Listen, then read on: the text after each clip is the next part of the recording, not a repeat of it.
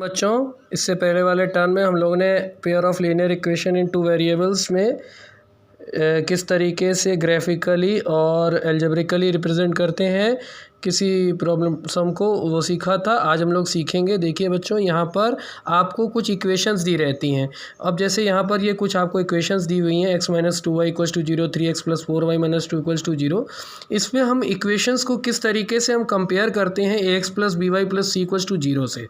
जब भी हम किसी भी इक्वेशन को ax + by + c = 0 से कंपेयर करते हैं, तो कंपेयर करने के बाद जैसे यहाँ पर ax से कंपेयर करेंगे तो a की वैल्यू आ जाएगी 1, यहाँ पर a की वैल्यू आ जाएगी 3। तो a1 और a2 दो इक्वेशन है, तो a1x + b1y + c1 = 0, a2x + b2y + c2 = 0 से इसको हम कंपेयर करेंगे। तो a1 की वैल्यू आ जाएगी 1 और -2, b1 की वैल्यू और यहाँ पर c1 की वैल्यू 0 हो जाएगी। यहाँ a1 की वैल्यू 3, b1 की वैल्यू 4, c1 की वैल्यू -20।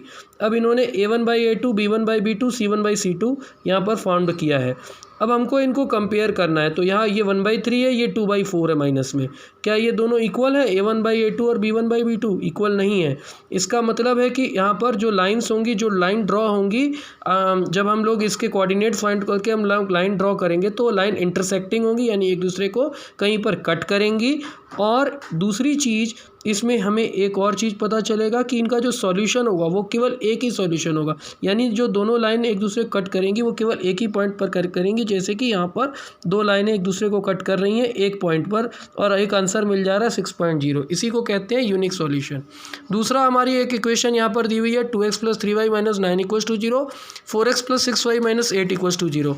इसमें जब हमने a1, a2 और b1, b2, c1, c2 को कंपेयर किया तो उनका रेशियो जो आ गया वो आ गया हमें 2/4, 3/6, 9/18। ये सभी आपस में इक्वल है। कैसे इक्वल है?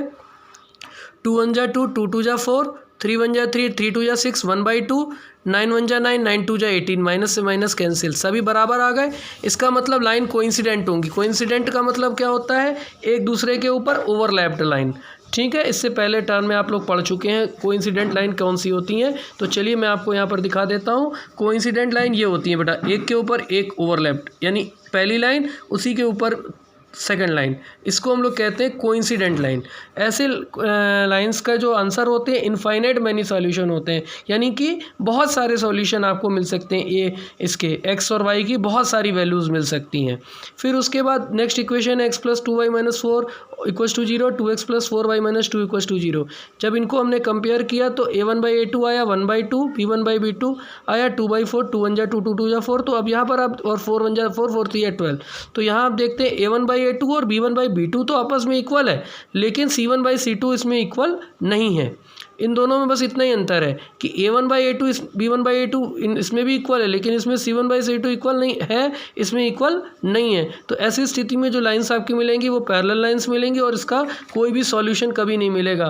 पैरेलल लाइंस का मतलब जैसे कि हम लोगों ने यहाँ पर दिखाता हूँ मैं आपको, ये आपको दिख रही हैं, ये दोनों पैरेलल लाइंस है, कभी आपस में टच भी नहीं करेंगे और इसका कोई सॉल्यूशन आपको नहीं मिलेगा, नो सॉल्यूशन। क्लियर हो गया बच्चों? यहाँ तक कोई डाउट है किसी को? ओके, चलिए। तो अब यही हम लोग को आज इस चैप्टर में पढ़ना है, और इसको ही हमें आज इस चैप्टर में सीखना है। धन्यवाद बच्चों।